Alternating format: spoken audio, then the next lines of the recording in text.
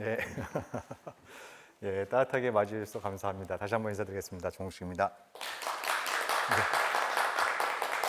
오늘 보니까 제가 마지막 타자인데 유정미를 거둬야 될 텐데 제가 이렇게 말주변이 별로 없어서 이게 좀 걱정이 되기도 합니다만 여기 계신 선생님들께서 또 이렇게 좀 뜨겁게 호응을 해주시면 앞으로 한 2시간 가까이 이 주제를 가지고 여러분들과 말씀을 나누는 그런 시간을 갖도록 하겠습니다.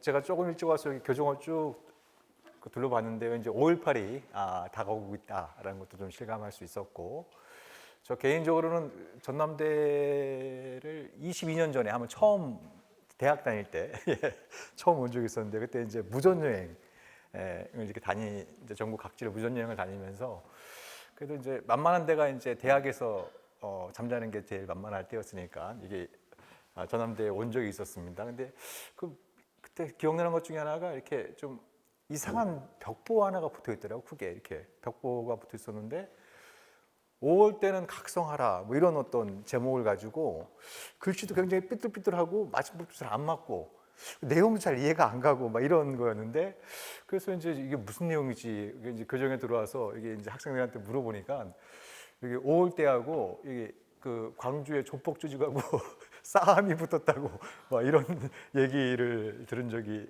좀 있었습니다. 그래서 참 5월 때가 대단한 조직이구나 그때 좀 실감을 했던 기억도 좀 나고요. 예, 제가 다른 대학에서는 이렇게 밤에 자다가 수현 씨한테 이렇게 잡혀가지고 끌려나간 적이 곳이 몇 군데 있었는데, 제가 기억나는 건 여기서 이제 벤치에서 자고 있었는데 수현 씨가 깨우시더라고요. 그래서 또 이제 어김없이 쫓겨나는구나 이렇게 이제 생각을 했는데 그게 아니라 수현 씨가 이렇게 자면 입 돌아간다고 학생회관 빈대 많이 있으니까 옆에 학생회관 올라가서 자라고 이렇게 안내해 주셨던 따뜻한 기억도 좀 갖고 있습니다. 그래서 여기 좀 학생들이 좀 많이 오시지 않을까 했는데 예, 과거에 학생이셨던 분들이 이 자리를 많이 채워주신 것 같습니다. 제가 오늘 선생님들하고 말씀을 나눌 주제가 민간국가 대한민국 핵무장론의 허아시 이렇게 되어 있는데요. 본 주제에 들어가기 앞서서 오면서 생각해 보니까 올해가 아시다시피 이제 해방과 분단이 된 지 80년째가 되는 해이죠. 예. 그리고 오늘 좀 주제와 관련이 있는 또 핵무기가 등장한 지도 80년이 되는 해예요. 예. 그래서 우리가 이 두 가지 역사적 사건을 어떻게 기억할 것인가가 사실 굉장히 좀 중요한 문제인데 이런 게 잘 안 다뤄져 왔던 것 같아요. 예. 그러니까 이렇게 한번 질문을 던져볼 수 있을 것 같아요. 예. 우리 보통 이제 뭐 교과서나 이런 데에서 뭐 일제가 결사항전하다가 핵폭탄 2발을 맞고 무조건적인 항복을 선언해서 조선이 해방됐다. 뭐 이렇게 이제 단선적인 역사 인식에 익숙하잖아요. 예, 예. 근데 그런 단선적인 역사 인식이 얼마나 진실에 부합하는지도 우리가 한번 제대로 별로 따져본 적이 없는 것 같고, 과연 핵무기가 해방의 무기였는가? 예. 오히려 분단의 무기로 작용한 건 아닌가? 우선 저는 사실 그런 질문도 던져볼 수 있지 않을까라는 생각이 좀 들었습니다. 그만큼 한반도와 핵무기의 악연이라 그럴까요? 이건 뭐 80년 동안 이게 굉장히 질긴 악연을 쭉 맺어와서 우리가 좀 핵 문제를 제대로 좀 이해하려면 그런 어떤 역사적인 사건들을 이렇게 이제 뭐 이렇게 분별적으로 바라보기보다는 이게 어떻게 연관관계를 갖고 있는지 이런 것들도 한번 우리가 짚어보면 좋겠다 이런 생각이 좀 들었습니다. 자, 그럼 본론으로 들어가서 이게 민간국가 대한민국이 처음 언론에 보던 게 한겨레가 3월 11일자 단독으로 이때 이제 박민희 기자, 이제 외교 전문 기자인 박민희 기자가 이런 내용의 보도를 했습니다. 예. 그래서 처음 들어보는 내용인 것 같았어요. 저도 뭐 나름대로 이쪽 분야에 이쪽 업계에 있어 왔는데 민간국가? 그래갖고 이게 뭐지? 이런 좀 의아했던 이제 기억이 나는데요. 그래서 사람들이 뭐지 이런 반응들이 많이 나왔었죠. 더군다나 민간 국가를 지정한 나라가 동맹국인 미국. 미국이고 구체적으로 말씀드리면 이제 미국의 에너지부에서 이걸 했다는데 도대체 민간 국가가 뭐고 왜 지정이 됐고 이게 정말 뭐 지정이 된 게 맞는 건지 지정이 되면 어떤 영향을 주는 건지 뭐 이런 것들에 대한 궁금증이 굉장히 많이 일어났었습니다. 근데 그래서 저도 좀 자료를 좀 찾아보니까 이 민간 국가는 이제 미국의 여러 부처에서 지정을 합니다. 여러 부처에서. 그러니까 예를 들면 이제 국방부는 미국의 안보에 위협을 가할 수 있는 그런 나라들을 주로 어떤 나라겠습니까? 뭐 중국, 그죠? 뭐 러시아, 북한, 저는 뭐 조선이라고 부릅니다만 아무튼 북한, 뭐 이란 이런 나라들이 이제 주로 거론이 되고 있는 거고, 그다음 국무부는 이제 테러 지원국. 그래서 이제 국무부에서 매년 테러 지원국 목록을 작성해서 발표를 하지 않습니까? 그래서 국무부는 주로 이제 테러와 연관이 되어 있는 국가들을 민간 국가로 분류를 합니다. 그러면 에너지부는 뭐냐? 뭐 에너지와 관련돼서 뭐 민감한 거를 뭐 어떤 데서 그러느냐? 그런 것보다는 이제 미국의 에너지부는 크게 보면 이제 두 가지 중요한 임무가 있어요. 이 핵 문제와 관련해서 하나는 핵무기를 만드는 부처가 에너지부예요. 그래서 우리가 보통 미국의 국방비, 군사비 그러면은 보통 이제 이게 미국 국방부 소관 예산으로 한정하는 경우들이 많이 있는데 전반적으로 보면 한 300억에서 400억 달러 정도, 우리나라 돈으로 하면 40조에서 50조 원 정도가 에너지부의 핵무기 개발 생산으로 책정이 됩니다. 그래서 미국 핵무기를 만드는 주무부처가 에너지부이고 동시에 핵 비확산을 또 중요하게 담당하는 부처예요. 그래서 미국 에너지부가 민간 국가라고 분류를 한다라고 하는 것은 이 민감한 핵기술, 핵물질을 혹시 핵무기 개발 쪽으로 빼돌려고 하는 것이 아니냐, 뭐 이런 의심이 가는 국가들을 이제 민간 국가로 분류를 합니다. 그래서 뭐 이거 관련해서 여러 가지 얘기들이 좀 많이 있었는데 에너지부에서 한국을 민간 국가로 지정했다라고 하는 건 한국이 핵무장에 관심을 갖고 있는 거 아니야? 그리고 핵무장을 하려고 뭐 이렇게 뭐 뒤에서 뭐 쭉쭉거리는 거 아니야? 뭐 그 과정에서 미국의 민감한 기술을 이용하려고 하는 거 아니야? 그런 의구심이 좀 내포되어 있다, 이렇게 좀 이해를 하시면 될 것 같고요. 그래서 4월 15일부로 민간 국가로 지정되게 발효가 됐다라고 언론 보도가 나왔는데, 근데 이거는 흥미롭게도 확인이 안 돼요. 미국 정부에서 야, 너희들 민간 국가로 지정이 됐어라고 확인을 안 해줍니다. 그리고 또 그 사유도 밝히지 않아요. 근데 이미 4월 15일부로 민간 국가로 지정된다라는 얘기가 나왔는데 그거에 대해서 미국 정부에선 뭐 아니다라고 얘기도 안 해줘요. 언제 해제해 준다는 얘기도 안 해줘요. 뭐 이런 어떤 좀 어처구니 없는 상황들이 좀 벌어지고 있는데, 근데 뭐 좀 이따 말씀을 좀 나누겠습니다만 이게 시사하는 바가 큽니다. 시사하는 바가 크다라고 하는 건 일각에서는 그래도 동맹국인 한국이 뭐 조선도 핵무기를 갖고 있고 미사일도 연락을 만들고 있고 또 뭐 중국, 러시아도 있고 하니 동맹국인 한국이 핵무기를 만든다고 하면 미국이 양해해주지 않을까? 뭐 이런 어떤 기대 심리가 좀 있지 않았습니까? 기대 심리가 있었는데 민간 국가로 지정되면서 이제 화들짝 놀란 거예요. 민간 국가로 지정되면서 화들짝 놀랐는데, 근데 사실 이거는 미국이 취할 수 있는 제재의 가장 낮은 수준이에요. 가장 낮은 수준의 제재예요. 그러니까 뭐 이렇게 된다 그래서 뭐 크게 뭐 그 원자력이나 에너지 관련된 첨단 기술의 교류협력에 큰 차질이 있기보다는 그 전에는 뭐 예를 들면 뭐 미국 에너지부 산하기관에 무슨 회의가 있다. 그러면 이제 한국의 전문가가 그냥 가면 되는 거예요. 나 간다 그렇게 가면 되는데, 이제 민간국으로 지정이 되면 예를 들면 뭐 45일 전에 통보를 하고 허가를 받아야 그 회의에 참석하거나 그 시설에 접근할 수 있는 이런 어떤 부분들이에요. 그러니까 이제 좀 시차가 길어지는 거죠. 시차가 길어지는 이런 부분이기 때문에 굉장히 낮은 수준의 제재예요. 굉장히 낮은 수준의 제재인데 이 정도로도 화들짝 놀라가지고 야 이거 큰일 났다, 뭐 이런 어떤 발언들이 나오는 거 보고 굉장히 좀 흥미롭다, 이런 어떤 생각도 갖게 됩니다. 그럼 왜 그런 거냐? 도대체 특이가 뭐냐? 그래서 지금 그 여러 언론들이 이제 주목한 거는, 그러니까 2023년 그 5월달에 저분이 저분이 미국에 가서 우리가 마음만 먹으면 1년 내에 핵무기 만들 수 있어. 이렇게 이제 대놓고 얘기를 한 거예요. 대놓고 얘기를 하면서 한국 대통령이 공개적인 자리에서 그것도 미국에 가서 이런 얘기를 한 건 처음이에요. 처음이에요. 그러니까 좀 호기를 부른 거죠. 우리가 만들 수 있는데 안 만드는 거야. 뭐 이렇게 이제 호기를 부렸어요.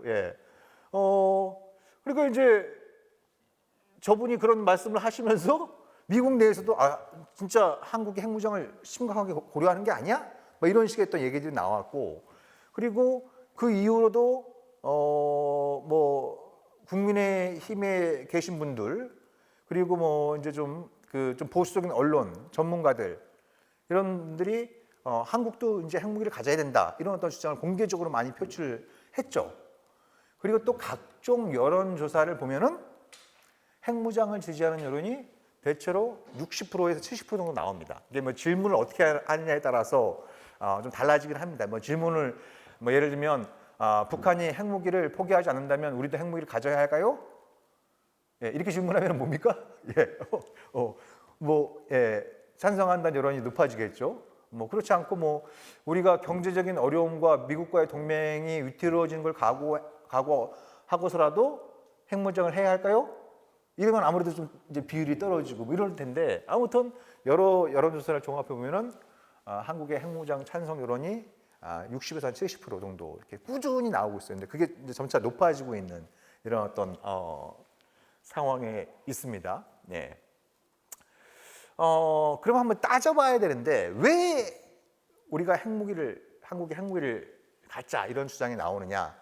뭐 말씀드린 것처럼 지금 조선 같은 경우에는 대체로 지금 그 핵무기를 한 50개 정도 만든 것으로 추정이 되고 있고, 또 핵무기를 만들 수 있는 핵물질, 그러니까 고농축 우라늄이나 무기급 플루토늄을 합치면 또 한 50개 정도를 갖다가 추가적으로 만들 수 있는, 그래서 수년 내에 최대한 100개 정도의 핵무기를 만들 수 있는 능력을 갖고 있다라고 추정이 되고 있어요. 뭐 조선 정부에서 공식적으로 발표한 적은 없지만 이제 외부의 전문기관에서 추정을 할 때 그렇게 좀 추정을 하고 있어요. 그리고 그걸 운반할 수 있는 미사일들도 열심히 만들고 있잖아요. 아주 다양한 종류의 이제 것들을 만들고 있고, 그리고 뭐 작년 초에는 뭐 적대적 두 국가를 선포를 하면서 적대 세력이 자기들을 건드면 핵무기를 보복하겠다, 뭐 이런 얘기를 뭐 대놓고 하고, 그러니까 이제 사람들의 불안 심리가 커지면서 핵무장론이 좀 커지고 있는 이런 부분들도 있고, 또 하나 많이 나온 얘기가 이런 얘기입니다. 미국의 확장 억제를 믿을 수 있을까? 이런 거예요. 확장 억제는 뭐냐면, 확장 억제, 우리가 이제 억제, 디터런스라는 얘기를 많이 쓰잖아요. 디터런스는 네가 나를 건들면 나를 건드려서 얻을 수 있는 이익보다 내가 너한테 보복을 가해서 네가 입게 되는 손해가 훨씬 더 클 거야 라는 걸 각인시켜서 나를 못 건들게 하는 게 억제예요. 근데 확장 억제는 extended deterrence는 주로 이제 해구산을 가리키는 표현이에요. 해구산을 가리키는 표현인데, 한국은 비핵 국가잖아요. 동맹국인 미국은 세계 최강의 핵보유국이에요. 그래서 미국이 동맹국인 한국을 핵무기로 공격하는 나라는 미국이 핵무기로 보복할 거야. 그래서 미국의 핵보복을 당하지 않으려면 뭐예요? 한국을 핵무기로 공격하지 마. 뭐 이런 게 이제 확장 억제의 기본적인 개념이에요.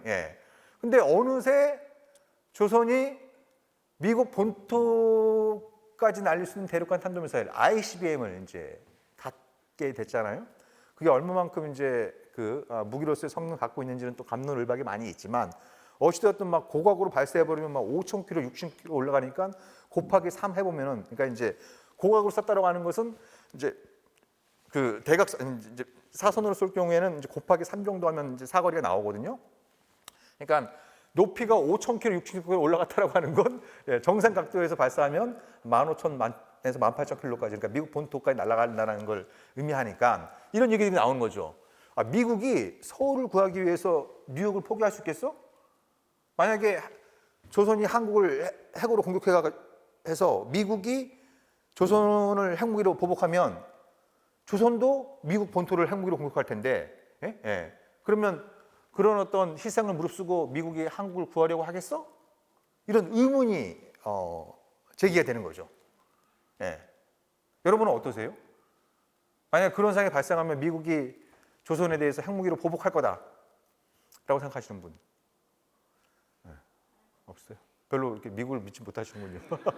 네, 안 할 것 같다. 왜요?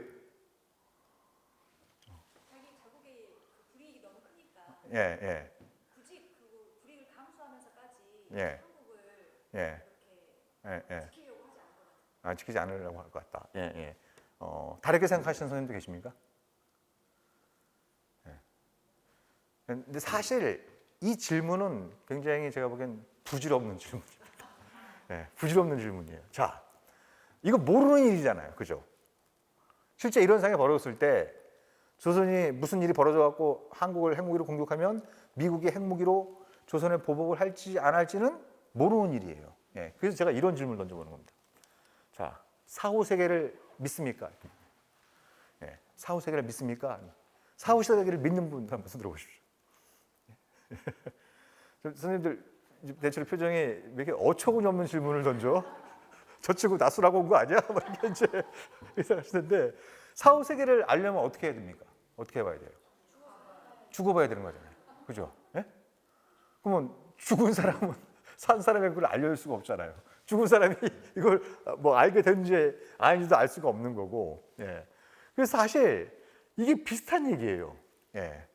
그러니까 실제로 미국이 북한이 조선이 이제 한국의 핵무기로 공격했다 그래서 미국이 실제로 보복할지 아닐지 여부는 어떻게 보면 알겠어요. 그런 상황이 벌어져야 알 수 있는 거잖아요. 그죠? 예. 그런 상황이 벌어져 봐야 알 수 있는 거죠. 알 수도 없겠죠. 아마 뭐 그 핵무기가 그렇게 왔다 갔다 하는 순간 뭐 예. 그게 정말 궁금해 하신 분들이 얼마나 살아남게 될지 그것도 이제 의문이 들 정도인 겁니다. 그러니까 이 확장 억제 뭐 이게 확장 억제를 믿을 수 있느냐 없느냐. 예? 예. 이 얘기 자체가 사실 좀 이렇게 좀 황망한 얘기라고 할 수 있어요. 예. 그것도 중요한 건 뭐냐면 이런 상황이 발생하면 확장 억제는 실패한 거예요. 억제의 취지는 저쪽에 위협을 가해서 공격을 못하게 하는 거거든요. 근데 실제로 그런 상황이 발생했다고 하는 건 억제가 실패했다는 걸 의미하는 거예요. 예? 억제가 실패했다는 걸 의미하고 또 하나 중요한 포인트는 보복의 대상이 누굽니까? 이런 상황이 발생하면. 미국이 보복하겠다는 대상이 어디예요? 북한이잖아요. 그죠? 그래서 미국의 확장 억제를 한국이 믿느냐 안 믿느냐보다 저쪽이 믿느냐 안 믿느냐가 더 중요한 문제예요. 왜 한국은 보호의 대상이고 저쪽은 보복의 대상이잖아요. 예. 그래서 저쪽이 믿느냐 안 믿느냐가 더 중요한 거잖아요. 그죠? 예. 근데 제가 보기엔 저쪽은 믿는 게 아니라 믿는 정도가 아니라 이 피해 방상에 빠져 있어요. 예. 예. 예. 피해 방상에 빠져 있는 예. 이런 어떤 상황인 것이죠. 그래서 이가 끊임없이 이렇게 많이 나오게 돼요. 뭐 미국의 확장 억제를 믿을 수 있다 없다 이런 얘기들이 계속 나오면서 뭐 미국이 서울을 구하기 위해서 뭐 뉴욕, 워싱턴, LA를 포기할 수 있겠느냐 그러면서 그런 상황이 발생하기 전에 우리가 먼저 핵무기를 가져야 된다 이렇게 주장하는 분들이 많이 계시는데 근데 그런 어떤 좀 불안 이제 이번 강좌의 큰 주제가 불안이니까 그런 불안 심리를 만회하기 위해서 뭘 많이 합니까? 뭘 많이 하면 아니면 소위 말하는 미국의 전략 자산이라고 불리는 이런 뭐 전략 폭격기, 핵 추진 잠수함 이런 것들이 한국을 수시로 왔다 갔다 하잖아요. 수시로 왔다 갔다 해요. 그래서 뭐 그런 것들이 동원돼서 굉장히 큰 규모의 연합 훈련을 하게 돼요. 하잖아요. 그럼 여러분들이 이렇게 좀 그런 것들 보고 있으면 좀 안심해져요? 좀 안도하게 돼요? 네. 왜요? 아니 너희들이 우리의 확장 억제를 못 믿는다고 하니 우리가 핵 전략 폭격기도 보내주고 핵잠수함도 보내주고 항공모함도 보내주고 뭐 이러면 너희들이 안심해야 될 텐데 왜 아니라고 해? 그거 왜 그러는 거예요? 북한이 자극해서 예. 북한 정치도 거기에 대비해서 또 대응 훈련을 하고 하니까 서로 예. 기능 나누기도 하고 예. 평화라는 것이 그런 그 군사훈련을 통해서 평화가 자꾸만 훼손되니까 네. 그래서 저는 그게 예. 선생님이 아주 정확하게 지적을 해주시는데요. 그러니까 보면은 왜 이분께서 2023년 5월 달에 미국 가셔가지고 그때 이제 바이든 대통령을 만나가지고 이른바 무슨 뭐 워싱턴 선언 막 이런 걸 했어요. 예, 워싱턴 선언. 그래서 뭐 한미 동맹이 이제 핵 기반 동맹으로 강화됐다. 예? 라고 하면서 미국의 전략 자산이 앞으로 더 자주 올 거고 더 센 게 올 거고 과거에는 그게 왔다 갔다 해도 잘 알려주지 않았는데 이제 대놓고 할 거야. 뭐 이런 걸 막 얘기를 했어요. 그래서 이렇게 했을 때 미국의 확장 억제가 강해지니까 우리가 핵무기를 가질 필요가 없어. 이런 여론이 잠깐 생겼어요. 예? 잠깐 생겼어요. 잠깐 생겼는데 근데 이게 1년을 못 갔어요. 1년이 지나서 2024년도에 여론조사를 보면 미국의 확장 억제에 대한 불신도가 더 높아졌어요.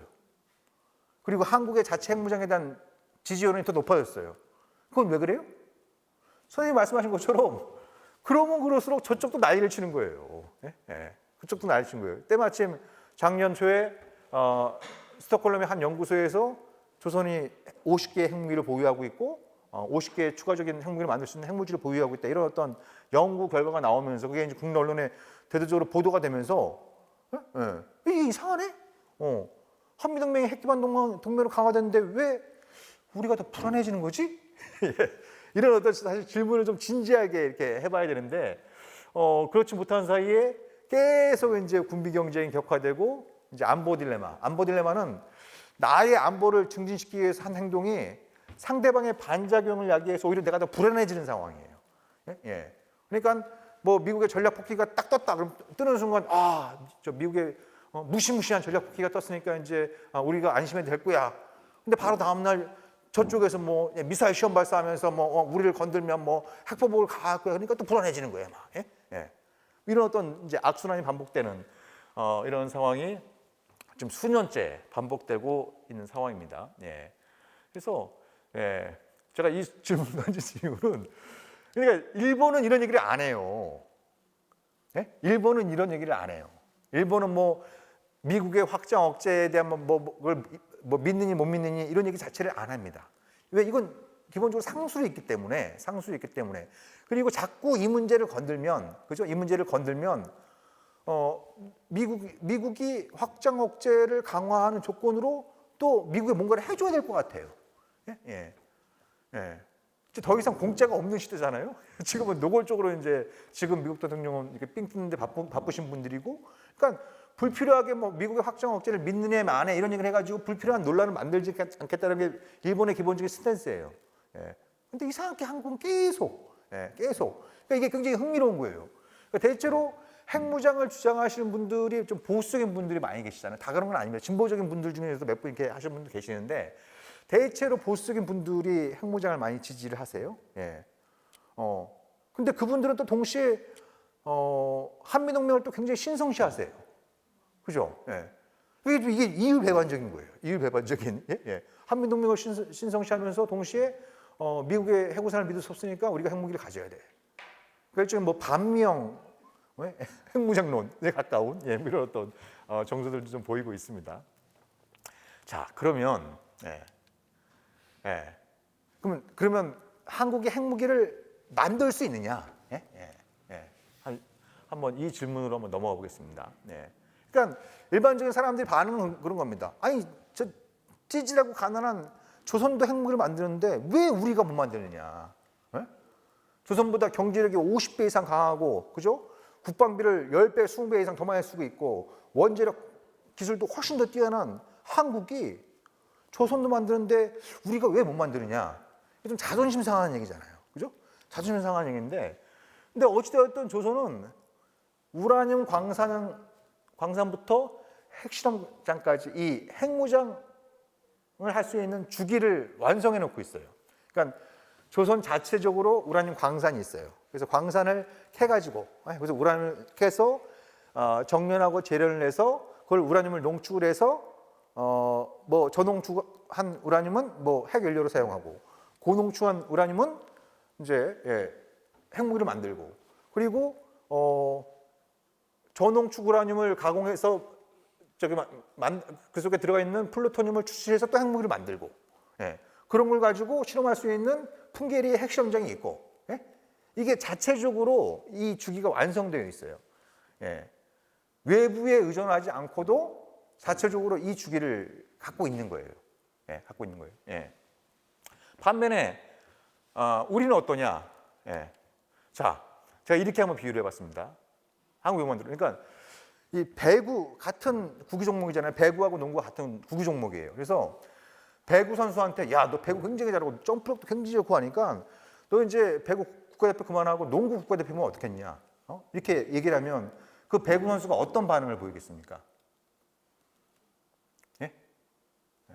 뭐 별 차이 없는데 뭐 사실 보통 점프력을 비교해 보면 배구 선수가 농구 선수보다 점프력이 더 좋습니다. 예. 그리고 보통 키도 남자 선수들은 보면은 뭐 2m 안팎 되는 선수들이 널려 있잖아요. 예. 그러니까 웬만하면 다 덩크할 수 있어요. 예. 그러니까 뭐 그런 어떤 체격 조건이나 점프력 이런 것들을 봤을 때 이런 어떤 체력 농구하면 농구 국가대표가 배구 국가대표가 농구 국가대표를 얼마든지 할 수 있을 것 같아요. 근데 배구 선수한테 야, 너 농구 선수로 한번 바꿔봐, 뛰어봐. 이러면 어떤 반응을 보이겠습니까? 야,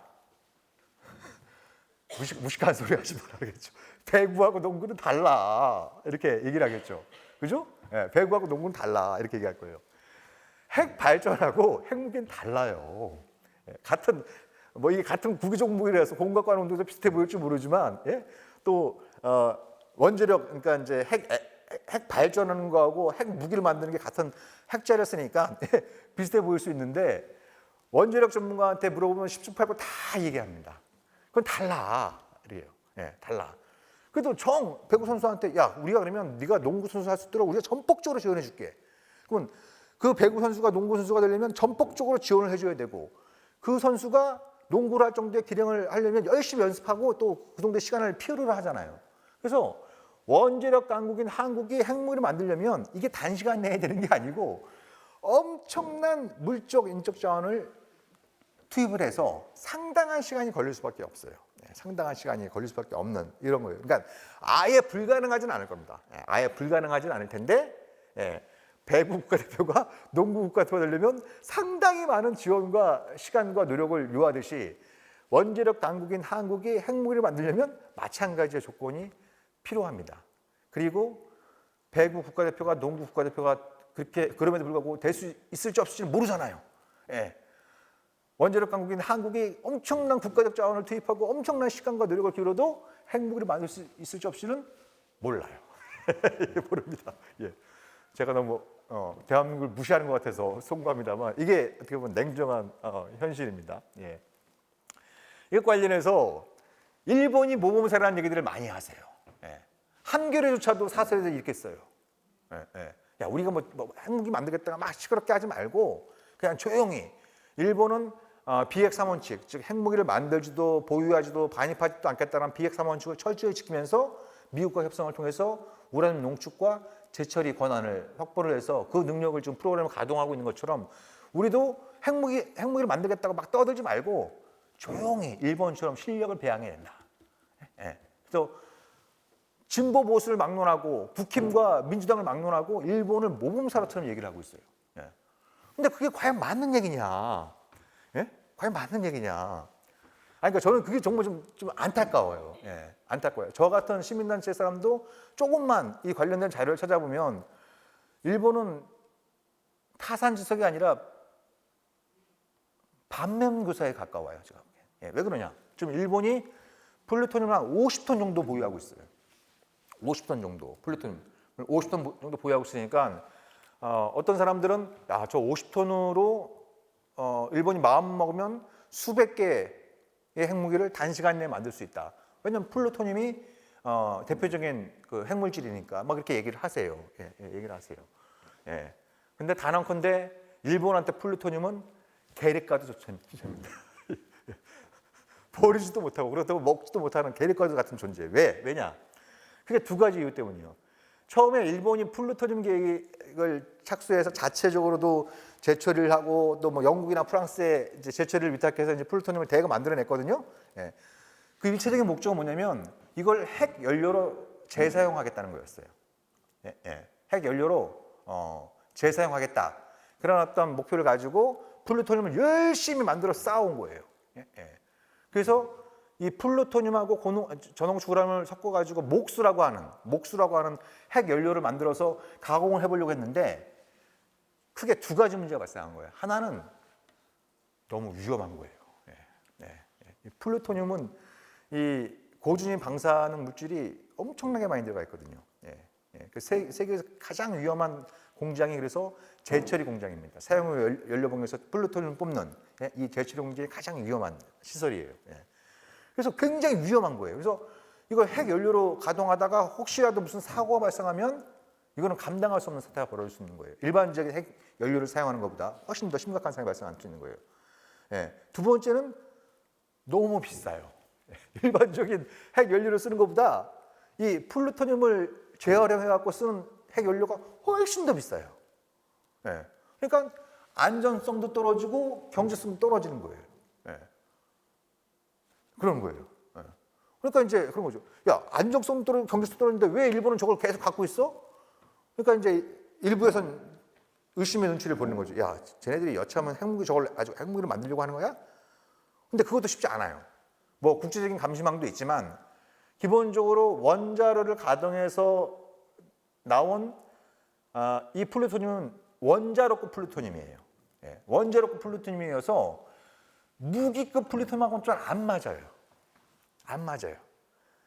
이걸 만든 이 원자로급 플루토늄으로 핵무기를 만드는 게 아예 불가능한 건 아닌데, 근데 이 핵분열 반응의 안정성, 예측성이 굉장히 떨어집니다. 쉽게 말씀드리면 불발탄의 위험이 굉장히 높아요. 이걸로 핵폭탄을 만든 불발탄에, 우리도 왜 군대 갔다 오신 분들 아시겠습니다만 가끔 불발탄이 발생하잖아요. 그런 것처럼 불발탄이 만들어질 가능성이 굉장히 높아요. 근데 핵무기는 기본적으로 뭐예요? 상대방한테 핵무기의 신뢰성을 가지려면 여차하면 이게 터진다는 걸 각인시키는 게 중요한 거거든요. 근데 터질지 안 터질지 모르게 되면 무기로서의 신뢰성이 확 떨어지게 되는 거죠. 확 떨어지게 되는 거예요. 그리고 로카쇼무라 제철이 공장, 이것도 골치 아파요. 지금 일본 입장에서 굉장히 골치 아픕니다. 일본이 1990년대 초부터 로카쇼무라의 거대한 제철이 공장을 짓기 시작했어요. 그래서 원래 93년도에 착공해서 목표가 97년도에 완공하는 게 목표였어요. 근데 아직도 완공이 안 되고 있어요. 언제 완공이 될지도 몰라요. 그래서 지금 공사비로만 30조 원을 썼어요. 30조 원을 썼고, 이걸 앞으로 완공을 했을 경우에 40년 정도의 그 수명을 보는데 40년 동안 운영비를 다 포함하면 130조 원 정도가 들어간다는 지금 추정이 나오고 있어요. 추정이 나오고 있어요. 그래서 이거를 완공하지도 못하고, 그때 골치 아픈 거 뭐냐면 이걸 완공해서 플루토늄을 만들잖아요. 그걸 어디다 쓰냐는 거예요. 이 엄청난 돈을 들여가지고, 엄청난 시간과 돈을 들여가지고 이 지금 공장을 만들려고 하는데, 방금 전에 말씀드렸잖아요. 플루토늄은 핵 연료로 재사용하기엔 너무나도 위험하고 비싸요. 그렇다고 핵무기를 만드는 것도 쉽지 않아요. 그러니까 로카쇼무라 이 공장 같은 경우에는 돈 먹는 하마일 뿐만 아니라 돈을 그렇게 많이 쳐먹고 저걸 만들어내면, 저기서 플루토늄을 만들면 그걸 어디에 써야 될지, 이것도 지금 답이 없는 이런 어떤 상황이에요. 그리고 이제 전홍축 우라늄도 과거엔 일본이 자체적으로 그 핵 연료용 그 전홍축 우라늄을 생산을 했어요. 근데 하다 보니까 너무 비싸요.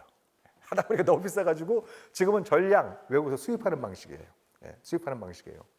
근데 이거는 미국도 비슷해요. 미국은 뭐 세계 최강의 핵 국가잖아요. 무기든 발전이든. 근데 미국도 한때, 그러니까 미국이 1970년대 후반에 그 이제 3마일에서 핵발전소 사고가 일어나면서 그때 카터 행정부가 재처리를 금지시켰어요. 재처리를 금지를 시켰는데, 근데 2000년대 초반에 아들 부시 행정부에서 재처리를 재개하는 거를 검토하라고 지시가 떨어졌어요. 그래서 아까 보여줬던 미국 에너지비에서 열심히 뽑았어요. 열심히 뽑아왔는데 기존의 재처리 시설을 개보수해서 그거를 가동하는데 연간 20-30조 원이 들어간다. 연간 20-30조 원이 들어간다. 이런 계산 나왔고 경제성이 전혀 없다. 그래서 재처리를 접었어요. 그리고 핵 연료용 전홍축 우라늄도 거의 지금 전량 외국에서 수입하고 있어요. 왜냐하면 싸니까. 그러니까 그런 미국을 상대로 해서 한국이 야, 우리가 이 원자력의 평화적 이용을 확대하기 위해서 우라늄 농축도 자체적으로 하고 제철 시설도 만들려고 해. 이러면 미국이 뭐라고 그러겠습니까? 야, 우리가 해봤는데 그 무지하게 비싸. 무지하게 비싸. 그리고 제철에서 플루토늄 뽑아야 그 일본 옆에 있는 일본 봤을 때 뭐 이러지 못하고 저러지 못한 너희들 그거 뭐 하려고 그러는데 그럼 뭐라고 답할 수 있겠습니까? 예. 그러니까 제 말씀 요즘은 이런 주장을 하려면 이런 기본적인 사실부터 좀 알면서 얘기를 풀어가는 게 중요하다. 이런 취지에서도 말씀을 드리는 거고요. 그래도 만들겠다. 그래도 만들겠다. 네? 이 우주의 기운을 쫙 모아서 우수한 우리 대한민국 과학자, 기술자들의 힘을 믿고 그래도 한번 만들겠다. 그러면은 어떤 우리가 결과 예상이 되는지 한번 제가 뽑아봤습니다. 그래서 그래도 만들겠다고 하면 첫 번째 중요한 게 NPT 핵확산 금지 조약과 IAEA 국제원자력 기구에서 탈퇴를 해야 됩니다. 이 조약에 있으면서 핵무기 개발을 시도할 수는 없어요. 예. 그러니까 NPT 역사상 이 조약에서 탈퇴한 유일한 나라가 있어요. 어디입니까? 예? 아니 NPT 역사상 이 조약에서 유일하게 탈퇴한 나라가 있어요. 예? 조선입니다. DPRK.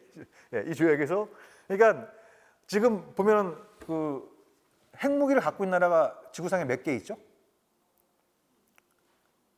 예? 몇 개? 자, 한번 쭉 선생님부터 한 번씩 불러보시죠 한번. 자, 나라 이름 맞추기입니다. 시작. 프랑스, 미국, 인도, 러시아, 영국, 북한, 파키스탄. 이란은 아닙니다. 예. 2개 남았습니다. 2개 남았습니까? 예. 예? 우크라이나는 옛날에 한때 소련이 망했을 때는 4,000개까지 갖고 있었는데 지금 한 개도 없습니다. 예, 2개 남았는데, 예. 이스라엘, 예, 예. 그리고 예. 마지막으로 빠진 나라가 지금 보니까 중국이 빠졌어요. 그죠? 예, 예. 그러니까 미국, 중국, 러시아, 영국, 프랑스는 공식적인 핵보유국들이에요. 예, 예. 그러니까 NPT를 만들면서 NPT가 1968년도에 체결돼 가지고 1970년대에 발효가 됐는데 이 조약에는 어떤 내용이냐면 1967년 1월 1일 이전에 핵실험한 나라를 핵보유국으로 인정을 했어요. 예? 예. 그 나라가 지금 5나라예요. 예. 방금 전에 말씀드렸던 순서대로 핵실험한 순서대로 하면은 미국, 러시아, 그 다음에 영국, 프랑스, 중국. 예. 이들 5개 나라가 1967년 1월 1일 이전에 핵실험을 하면서 5개 공식적인 핵보유국으로 인정을 받은 거예요. 그럼 나머지 4나라 핵무기를 개발한 순서로 보면 이스라엘, 인도, 파키스탄, 북한 이 나라는 파키스탄 이 3나라까지는 아예 NPT에 가입을 안 했어요. 아예 NPT에 가입을 하지 않은 상태에서 핵무기를 만든 나라고 북한은 NPT에 가입했다가 뛰쳐나와서 핵무기를 만든 유일한 나라예요. 유일한 나라. 그래서 근데 NPT에는 최고의 국가 이익이 비상사태에 처하면 심각한 위기에 처하면 이 조약에서 탈퇴할 수 있는 권리가 있다라고 명시를 해놓고 있어요. 예. 그래서 과거에 북한은 미국의 그 당시 세계 최대 규모의 그 훈련이었던 팀 스피릿 그 추억의 단어 선생님들 과거에 운동하시면서 팀 스피릿 중단하라 이거 많이 외쳤을 거 아닙니까? 예, 예. 그 훈련에 대해 반발하면서 그리고 2003년도에는 그때 아들 부시가 북한을 이란, 이라크와 함께 악의 축으로 지정하면서 이제 선제공격 대상에 올려놨잖아요. 그게 이제 국가의 최고 이익을 긴급 사태로 몰아넣는다 이렇게 이제 주장하면서 NPT에서 탈퇴를 한 거예요. 예. 그래서 한국에 핵무기를 만들려면 NPT와 IAEA는 너희들이 그 평화적 핵이용, 핵 원자력 프로그램이 철저하게 이 평화적 목적에 국한되어 있는지를 갖다가 상시적으로 감시하는 기구예요. 예. 그래서 이제 한국의 이런 어떤 원자력이나 핵 관련된 시설에는 이런 어떤 이제 이 감시 카메라가 촘촘하게 쌓여져 있어요. 그리고 이 전문 인력이 상주하고 있어요. 딴짓 하나 안 하나 이렇게 이제 계속 감시하고 있는 이런 어떤 상황이에요. 그래서 만들려면 탈퇴를 해야 되는데 탈퇴를 하면 제재를 받겠죠. 예. 아까 뭐 민간국가는 아까 말씀드린 것처럼 가장 낮은 수준의 제재예요. 가장 낮은 수준의 제재이고, 그래서 실제로 이렇게 안 해봤기 때문에 어느 정도 수준의 제재를 받을지는 몰라요. 그러니까 혹자들은 미국을 잘 설득하면 제재를 안 받을 수도 있어. 이렇게 주장하는 분도 계신데, 이번에 이제 민간국가 이렇게 나오면서 이제 좀 화들짝 놀라갖고 이제 그분들이 쏙 들어간 상황이죠. 예. 근데 과거에 한번 사례가 있어요. 예, 2004년도인가 한국 이상하네. 그리고 과거에 이 핵 과학자들이 호기심으로 이 우라늄 농축을 좀 농축도를 높여가지고 고농축 우라늄을 그램 단위로 뽑은 적이 있어요. 예. 정확히 5g이었나 아무튼 그램 단위로 뽑은 적이 있어요. 예. 그게 하나 있었고, 또 2000년대 초반에는 플루토늄을 또 실험용으로 0.2g인가 추출한 적이 있어요. IAEA에 신고하지 않고. 예. 근데 그게 발각됐어요. 예. 그래서 그때 미국이 한국을 유엔 안보리에 회부하려고 했어요. 미국이 중국이나 러시아가 아니라 미국이 한국을 유엔 안보리에 회부하려고 해서 그때 노무현 정부에서 그걸 막으려고 엄청나게 애를 많이 먹었던 이런 어떤 사례가 있습니다. 예. 근데 그 정도도 그 정도였는데 실제로 핵무기를 만들겠다고 이걸 탈퇴하면 어떤 일이 벌어질지는 좀 가늠하기 쉽지 않은 부분이 있습니다. 그리고 이제 아까 보여드린 것처럼 이분께서는 1년 이내에 핵무장을 할 수 있다. 또 어떤 서울대 무슨 암호기 교수는 우리가 마음 먹으면 연탄 찍어내듯이 핵무기를 만들 수 있다. 6개월 내에 1조 만들면 핵무기를 만들 수 있다. 이런 얘기들이 막 언론을 타고 막 나와요. 예. 근데 정말 제가 무슨 원자력 전공한 사람도 아닌데 대충 자료를 찾아보고 쭉 그걸 갖다가 분석을 해보면 어느 정도 이렇게 윤곽이 나옵니다.